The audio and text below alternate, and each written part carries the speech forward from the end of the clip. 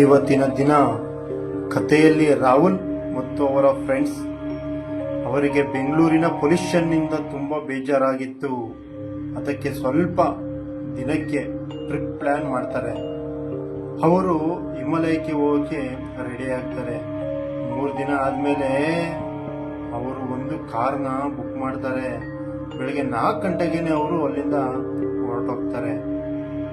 ಅವರನ್ನು ಟ್ರಿಪ್ಗೆ ಕರ್ಕೊಂಡು ಹೋಗ್ತಿದ್ದ ಡ್ರೈವರ್ ತುಂಬಾ ಸಂತೋಷವಾಗಿ ಕಾಣಿಸ್ತಿದ್ದ. ಸ್ವಲ್ಪ ಟೈಮ್ನಲ್ಲಿ ಡ್ರೈವರ್ ಎಲ್ಲರ ಜೊತೆ ಫ್ರೆಂಡ್ಶಿಪ್ ಆಗಿದ್ದ. ಅವರು ಮನೆ ಬಿಟ್ಟು ಸುಮಾರು 4 ಗಂಟೆ ಆಗಿತ್ತು. ಬೆಳಗಿನ ಜಾವ 8 ಗಂಟೆ ಆಗಿತ್ತು. ಆಕಾಶದಲ್ಲಿ ಇನ್ನೂ ಕತ್ತಲು ವಾತಾವರಣ. ಆಗ ಅಲ್ಲಿಂದ ಹೋಗುವಾಗ ಕಾರ್ನ ಮುಂದೆ ಇಬ್ಬನಿಯು ತುಂಬಿ ಹೋಗಿತ್ತು. ಮಂಜು ಹೆಂಗಿತ್ತು ಅಂದ್ರೆ ಅದರಲ್ಲಿ ಹೋಗಿದ್ರೆ ರೋಡೇ ಕಾಣಿಸ್ತಿರ್ಲಿಲ್ಲ. ರಾಹುಲ್ ನೋಟಿಸ್ ಮಾಡ್ತಾನೆ. ಅವಾಗ್ಲೇ ನಕ್ಕೊಂಡಿದ್ದ ಈ ಡ್ರೈವರ್ ಈಗ ಯಾಕೆ ತುಂಬಾ ಸೀರಿಯಸ್ ಆಗಿದ್ದ?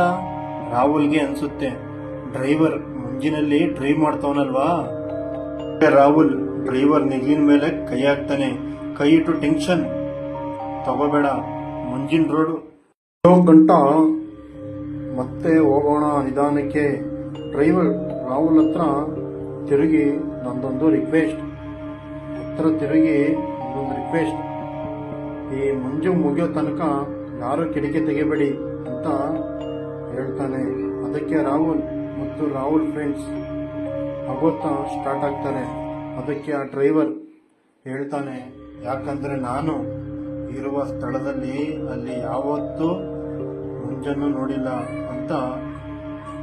ಬಂದ್ರೆ ಆ ಮಂಜು ಯಾವುದೋ ಒಂದು ಅನಾಹುತ ಜೊತೆಗೆ ಬರುತ್ತೆ. ಡ್ರೈವರ್ ರಾಹುಲ್ ಮತ್ತು ಅವನ